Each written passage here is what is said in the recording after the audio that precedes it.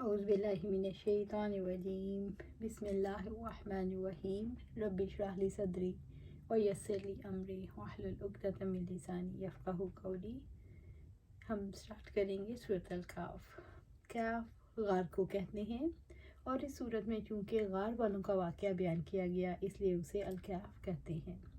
سورۃ الکہف کہاں نازل ہوئی؟ یہ سورت مکی سورت ہے اور اس میں 12 رکوع اور 110 آیات ہیں۔ ترتیب نزولی کے اعتبار سے 69 سورت ہے اور مصحف میں ترتیب کے اعتبار سے اس کا نمبر 18 ہے۔ ابو درداء رضی اللہ تعالیٰ عنہ بیان کرتے ہیں کہ آپ صلی اللہ علیہ وآلہ وسلم نے فرمایا، جس شخص نے سورت کہف کی ابتدائی 10 آیتیں حفظ کر لیں وہ فتنہ دجال سے محفوظ رہے گا۔ جو اس کی تلاوت جمعے کے دن کرے گا، آئندہ جمعے تک اس پر خاص نور و روشنی باقی رہے گی۔ اس کو پڑھنے سے گھر میں سکینت اور برکت نازل ہوتی ہے۔ عازب رضی اللہ تعالیٰ عنہ کہتے ہیں، ایک شخص نے سورۃ کہف پڑھی، ان کے گھر میں گھوڑا بندھا ہوا تھا، وہ بدکنے لگا تو انہوں نے سلام پھیرا کیونکہ وہ نماز میں تلاوت کر رہے تھے۔ کیا دیکھتے ہیں کہ ابر ہے، یعنی بادل، جو سارے گھر میں چھا گیا ہے۔ اس نے نبی صلی اللہ علیہ وسلم سے اس کا ذکر کیا تو آپ صلی اللہ علیہ وسلم نے فرمایا، اے فلاں تو قرآن پڑھتا رہ، یہ سکینت ہے جو قرآن پڑھنے کی وجہ سے اتری۔ یہ سورت اس وقت نازل ہوئی جب مسلمانوں پر اہل مکہ کا ظلم و ستم انتہا کو پہنچ رہا تھا، تاکہ اصحاب کہف کا واقعہ سنا کر مسلمانوں کی ہمت افزائی کی جائے اور انہیں بتایا جائے کہ ان سے پہلے مسلمانوں پر اس سے زیادہ ظلم کیا گیا لیکن ان کے پائے استقامت میں تزلزل نہیں آیا۔ اب ہم شروع کرتے ہیں۔ الحمدللہ الذی انزل علی عبدہ الکتاب ولم یجعل لہ عوجا۔ سب تعریف اللہ تعالیٰ کے لیے ہے جس نے اپنے بندے پر کتاب نازل کی اور اس میں کوئی کجی نہیں رکھی۔ سورۃ الکہف آیہ 1۔ الحمدللہ الذی انزل علی عبدہ الکتاب۔ سب تعریف اللہ تعالیٰ کے لیے ہے جس نے اپنے بندے پر کتاب نازل کی۔ اللہ تعالیٰ کی حمد و ثنا کہ اس نے یہ کتاب عزیز اپنے رسول پر نازل فرمائی جو کہ اہل زمین پر نازل ہونے والی نعمتوں میں سے سب سے عظیم ہے۔ اس لیے یہ کتاب انہیں اندھیروں سے نکال کر روشنی کی طرف لاتی ہے۔ حمد و ثنا ہے اس ذات کے لیے جس نے محمد صلی اللہ علیہ وآلہ وسلم کو اپنی رسالت کے لیے خاص کیا اور انہیں نبی اور رسول صلی اللہ علیہ وسلم بنا کر اپنی مخلوق کی طرف مبعوث کیا اور اس پر مضبوط کتاب نازل فرمائی۔ اور اس میں اشارہ ہے کہ اللہ تعالیٰ کے لیے ہر حال میں حمد ہے۔ وَهُوَ اللَّهُ لَا إِلَٰهَ إِلَّا هُوَ لَهُ الْحَمْدُ فِي الْأُولَىٰ وَالْآخِرَةِ وَلَهُ الْحُكْمُ وَإِلَيْهِ تُرْجَعُونَ۔ اسی کے لیے تمام تعریف ہے دنیا میں اور آخرت میں، اسی کی حکومت ہے اور اسی کی جانب تم لوٹائے جاؤ گے۔ سورۃ القصص آیہ 70۔ بندوں کو یہ تعلیم دینی بھی مقصود ہوتی ہے کہ ہر باشان چیز کی ابتدا اور انتہا اللہ تعالیٰ کی حمد و ثنا سے ہونی چاہیے۔ وَلَمْ يَجْعَل لَّهُ عِوَجًا، اور اس میں کوئی کجی نہیں رکھی۔ اللہ تعالیٰ نے اس کتاب کی عظیم صفت بیان کی ہے کہ اس میں کوئی کجی نہیں، یعنی اس میں کوئی عبث بات نہیں اور اس میں کوئی جھوٹی خبر نہیں۔ قرآن مجید معتدل کتاب ہے، اس میں کوئی اختلاف نہیں۔ پھر اللہ تعالیٰ نے اس کتاب کی 2 خوبیاں بیان فرمائی جو اس پر مشتمل ہیں کہ یہ کتاب ہر لحاظ سے کامل ہے۔ یہ 2 صفات یہ ہیں، اس کتاب عظیم سے کجی کی نفی ہے کہ کوئی کجی نہیں، اور دوسرا اس بات کا اثبات ہے، یہ کتاب کجی دور کرنے والی اور راہ راست پر مشتمل ہے۔ یہ کتاب حق اور صراط مستقیم کی طرف رہنمائی کرتی ہے۔ ہم سے مراد اللہ تعالیٰ کی صفات کے ذریعے سے جو کہ صفت کمال ہیں، نیز اللہ تعالیٰ کی ظاہری اور باطنی اور دینی اور دنیاوی نعمتوں کے اظہار و اعتراف کے ذریعے سے اس کی ثنا بیان کرنا، اور الاطلاق سے اللہ تعالیٰ کی جلیل ترین نعمت اپنے بندے اور رسول صلی اللہ علیہ وسلم پر قرآن نازل کرنا ہے۔ اللہ تعالیٰ نے خود اپنی حمد بیان کی اور اس ضمن میں بندوں کے لیے اس امر کی طرف رہنمائی کی ہے وہ اس بات پر اللہ تعالیٰ کی حمد و ثنا بیان کرے کہ اس نے ان کی طرف اپنا رسول بھیجا اور کتاب نازل فرمائی۔ قیما لینذر باسا شدیدا من لدنہ ویبشر المؤمنین الذین یعملون الصالحات ان لہم اجرا حسنا، بالکل سیدھی ہے تاکہ وہ اس کی جانب سے ایک سخت عذاب سے خبردار کر دے اور مومنوں کو خوشخبری دے دے جو لوگ نیک عمل کرتے ہیں کہ یقیناً ان کے لیے اچھا اجر ہے۔ سورۃ بنی اسرائیل آیا 2۔ قیماً بالکل سیدھی ہے، قرآن مجید کی یہ خوبی ہے، یہ ایک مستقیم اور معتدل کتاب ہے جو بالکل سیدھی اور ٹھیک ہے۔ استقامت کا اثبات اس بات کا مقتضی ہے کہ یہ کتاب جلیل ترین امور کا حکم دیتی ہے اور یہ جلیل ترین خبروں سے آگاہ کرتی ہے، اور یہ وہ خبریں ہیں جو قلوب انسانی کو معرفت الہی اور ایمان و عقل سے لبریز کر دیتی ہیں۔ مثلاً اللہ تعالیٰ کے اسماء و صفات اور اس کے افعال کے بارے میں خبریں، نیز گزرے ہوئے اور آئندہ آنے والی غیبی معاملات کی خبریں۔ اس کتاب کی استقامت کا اس بات کا امر ہے کہ اس کے اوامر و نواہی نفوس انسانی کا تزکیہ، ان کی نشو و نما اور ان کی تکمیل کرتے ہیں، کیونکہ یہ اوامر و نواہی کامل عدل اور انصاف، اخلاص اور اکیلے رب العالمین کی عبودیت پر مشتمل ہیں۔ یہ کتاب جس کی مذکورہ بالا اوصاف ہیں، اس بات کی مستحق ہے کہ اللہ تعالیٰ اس کے نازل کرنے پر اپنی حمد بیان کرے اور اپنے بندے سے اپنی حمد و ستائش کا مطالبہ کرے۔ کتاب کے قیم ہونے سے مراد سیدھا ہونا ہے، یعنی انسانوں کے دین و دنیا کے لیے رہنمائی، حفاظت کرنے والی اور اسلام کے سیدھے اور سچے ہونے کی تصدیق کرتی ہے۔ قرآن کو قیم کہا گیا، یعنی یہ قرآن نہایت ہی معتدل کتاب ہے، ہر افراط و تفریط سے پاک، تمام سابقہ آسمانی کتابوں پر غالب ہے۔ جس بات کو وہ حق بتاتا ہے وہ حق ہے، اور جسے باطل قرار دیتا ہے وہ باطل ہے۔ لینذر باسا شدیدا من لدنہ، تاکہ وہ اس کی جانب سے ایک سخت عذاب سے خبردار کر دے۔ قرآن کریم کا مشن یہ ہے کہ اہل شرک اور معاصی کو اللہ تعالیٰ کے دنیاوی اور اخروی عذاب سے ڈراتا ہے، اور مومنین صالحین کو جنت کی خوشخبری دیتا ہے جس کے نیچے نہریں جاری ہوں گی اور جس میں وہ لوگ ہمیشہ رہیں گے۔ یعنی اس قرآن کے کریم کے ذریعے سے اللہ تعالیٰ اپنے موجود عذاب سے ڈرائے، یعنی اس شخص کو اپنی اس قضاء و قدر سے ڈرائے جو اس کے احکامات کی مخالفت کرنے والے کے لیے ہے۔ یہ دنیاوی عذاب اور اخروی عذاب دونوں کو شامل ہے۔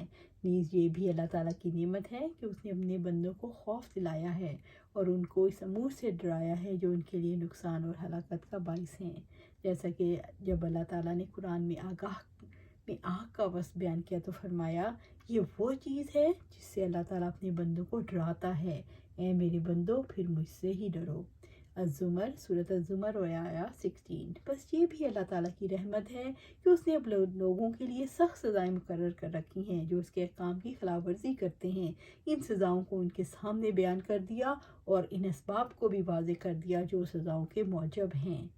وَيُبَشِّرُ الْمُؤْمِنِينَ الَّذِينَ يَعْمَلُونَ الصَّالِحَاتِ، اور مومنوں کو خوشخبری دے دے جو لوگ نیک عمل کرتے ہیں۔ یعنی اللہ تعالیٰ نے کتاب اس لیے نازل کی ہے تاکہ اپنے رسول کے ذریعے ان لوگوں کو خوشخبری سنائے جو ایمان لا کر نیک اعمال کو پورا کرتے ہیں جو اللہ تعالیٰ نے اپنے بندوں پر واجب کیے ہیں۔ اللہ تعالیٰ اس کتاب کے ذریعے ان لوگوں کو خوشخبری دیتے ہیں جو اس کتاب پر یقین کر کے اپنے ایمان کو مکمل کرتے ہیں۔ اللہ تعالیٰ ہی نے اپنے مومن بندوں پر نیک اعمال واجب کیے ہیں جو اللہ تعالیٰ کی رضا اور رسول اللہ صلی اللہ علیہ وسلم کی اتباع میں سر انجام دیے جاتے ہیں۔ ان لہم اجرا حسنا، یقیناً ان کے لیے اچھا اجر ہے۔ اس سے مراد وہ اجر ہے جو ایمان لا کر عمل صالح کے نتیجے میں اللہ تعالیٰ نے عطا کرنے کا وعدہ کیا ہے۔ سب سے بڑا اجر جنت اور اللہ تعالیٰ کی رضا کا حصول ہے۔ اجر حسن اس بات کی دلیل ہے کہ جنت میں جو کچھ ہوگا بہت خوب ہوگا، جس کو نہ کسی آنکھ نے دیکھا، نہ کسی کان نے سنا، نہ کسی انسان کے تصور میں اس کا گزر ہوا۔ رب العزت نے فرمایا، اللہ تعالیٰ فرمائے گا، یہ وہ دن ہے جس میں سچوں کو ان کی سچائی نفع دے گی، ان کے لیے باغات ہیں جن کے نیچے سے نہریں بہہ رہی ہیں، اس میں عبدالآباد ہمیشہ ہمیشہ رہنے والے ہوں گے۔ اللہ تعالیٰ ان سے راضی ہوا اور وہ اللہ تعالیٰ سے راضی ہوئے، یہی بہت بڑی کامیابی ہے۔ سورۃ المائدہ آیا 119۔ اسی طرح اللہ سبحانہ تعالیٰ فرماتے ہیں آپ لوگوں کو نہیں پائیں گے جو اللہ تعالیٰ اور آخرت کے دن پر ایمان رکھتے ہیں وہ ان لوگوں سے دوستی رکھتے ہوں جنہوں نے اللہ تعالیٰ اور اس کے رسول کی مخالفت کی، اگرچہ ان کے باپ ہوں یا ان کے بیٹے ہوں یا ان کے بھائی ہوں یا ان کا خاندان ہو۔ یہی لوگ ہیں جن کے دلوں میں اللہ تعالیٰ نے ایمان لکھ دیا ہے اور ان کو اپنی جناب سے روح کے ساتھ قوت دی، اور انہیں وہ ایسی جنتوں میں داخل کرے گا جن کے نیچے سے نہریں بہہ رہی ہیں، وہ ان میں ہمیشہ رہنے والے ہیں۔ اللہ تعالیٰ ان سے راضی ہو گیا اور وہ اللہ تعالیٰ سے راضی ہو گئے۔ یہی لوگ اللہ تعالیٰ کا گروہ ہیں۔ سن لو اللہ تعالیٰ کے گروہ کے لوگ ہی یقیناً فلاح پانے والے ہیں۔ سورۃ مجادلہ آیا 22۔ اسی طرح اللہ سبحانہ تعالیٰ فرماتے ہیں سورۃ بینہ میں ان کی جزا ان کے رب کے پاس ہمیشہ رہنے کے باغات ہیں جن کے نیچے نہریں بہتی ہیں، وہ اس میں ہمیشہ ہمیشہ رہنے والے ہیں۔ اللہ تعالیٰ ان سے راضی ہو گیا اور اس سے راضی ہو گئے۔ یہ اسی شخص کے لیے ہے جو اپنے رب سے ڈر گیا۔ سورۃ بینہ آیا 8۔ اللہ سبحانہ تعالیٰ ہمیں ان میں شامل فرمائے جو اللہ سے راضی ہو گئے اور اللہ ان سے راضی ہو گیا۔ اللہ سبحانہ تعالیٰ ہمیں ان میں شامل فرما دے۔ اللہ سبحانہ تعالیٰ ہمیں ان لوگوں میں شامل فرما دے۔ ماکثین فیہ ابدا، وہ اس میں ہمیشہ ہمیشہ رہیں گے۔ سورۃ الکہف سورۃ آیا 3۔ وہ اس میں ہمیشہ ہمیشہ رہنے والے ہیں۔ جنت جسے کبھی نہ فنا ہونا ہے نہ اسے کبھی زوال آنا ہے، اس میں وہ لوگ ہمیشہ ہمیشہ رہیں گے جو نیک عمل کریں گے۔ یہ اجر حسن جو ہے جو کبھی ختم نہیں ہوگا بلکہ ہمیشہ ان کی نعمتوں میں اضافہ ہوتا جائے گا۔ ابو ہریرہ رضی اللہ عنہ سے روایت ہے کہ آپ صلی اللہ علیہ وسلم نے فرمایا جو آدمی جنت میں داخل ہو جائے گا وہ نعمتوں میں ہو جائے گا، اسے کبھی کوئی تکلیف نہیں ہوگی، نہ ہی اس کے کپڑے پرانے ہوں گے اور نہ ہی اس کی جوانی ختم ہوگی۔ ابو سعید خدری رضی اللہ تعالیٰ عنہ سے روایت ہے کہ آپ صلی اللہ علیہ وسلم نے فرمایا ایک آواز دینے والا آواز دے گا اے جنت والو، تمہارے لیے یہ بات مقرر ہو چکی کہ تم صحت مند رہو، کبھی بیمار نہیں ہوگے، اور تم زندہ رہو گے تمہیں کبھی موت نہیں آئے گی، اور تم جوان رہو گے تم کبھی بوڑھے نہیں ہوگے، تم آرام میں رہو گے تمہیں کبھی تکلیف نہیں آئے گی۔ تو اللہ عز و جل کا یہی فرمان ہے کہ آؤ، کہ آواز آئے گی کہ یہ جنت ہے، تم اپنے نیک اعمال کے بدلے میں اس جنت کے وارث ہوئے۔ آمین یا رب العالمین۔ اللہ سبحانہ تعالیٰ ہمیں ان میں شامل فرما دے۔ وَيُنذِرَ الَّذِينَ قَالُوا اتَّخَذَ اللَّهُ وَلَدًا، اور ان لوگوں کو ڈرائے جو کہتے ہیں اللہ تعالیٰ نے کوئی اولاد بنا لی ہے۔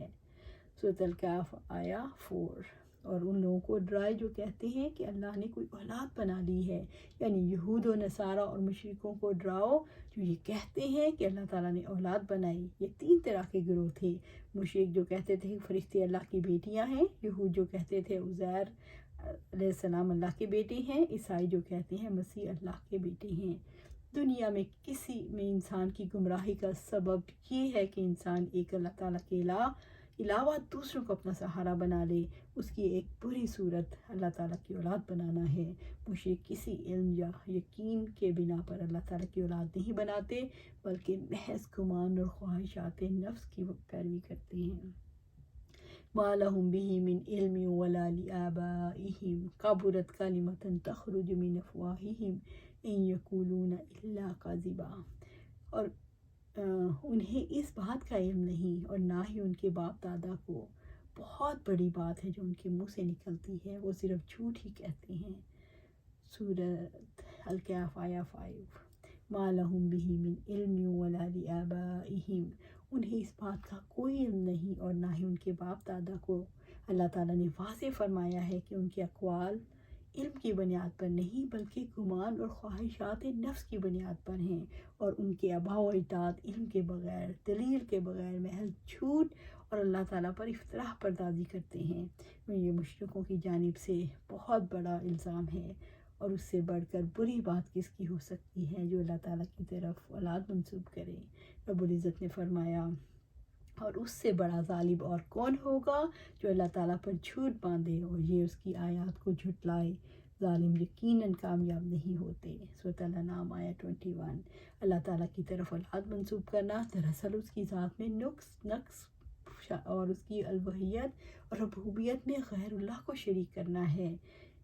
کبرت کلمۃ تخرج من افواہہم، بہت بڑی بات ہے جو ان کے منہ سے نکلتی ہے، ان کے منہ سے نکلنے والی بات سراسر جھوٹ ہے۔ تو رب العزت نے فرمایا اور انہوں نے کہا کہ رحمان نے کسی کو بیٹا بنایا ہے، بلا شبہ تم یقیناً بڑی بھاری بات کو آئے ہو، قریب ہے کہ اس سے آسمان پھٹ جائے اور زمین شق ہو جائے اور پہاڑ ٹکڑے ٹکڑے ہو کر گر پڑیں کہ انہوں نے رحمان کے لیے کسی اولاد کا دعویٰ کیا، حالانکہ رحمان کے لائق نہیں کہ وہ کسی کو اولاد بنائے۔ آسمان اور زمین میں جو کوئی بھی ہے رحمان کے پاس غلام بن کر ہی آنے والا ہے، بلا شبہ یقیناً اس نے ان کا احاطہ کر رکھا ہے اور اس نے ان سب کو خوب اچھی طرح شمار کر کے گن رکھا ہے، ان میں سے ہر ایک قیامت کے دن ان کے پاس اکیلا آنے والا ہے۔ سورۃ مریم آیا 88 سے 95۔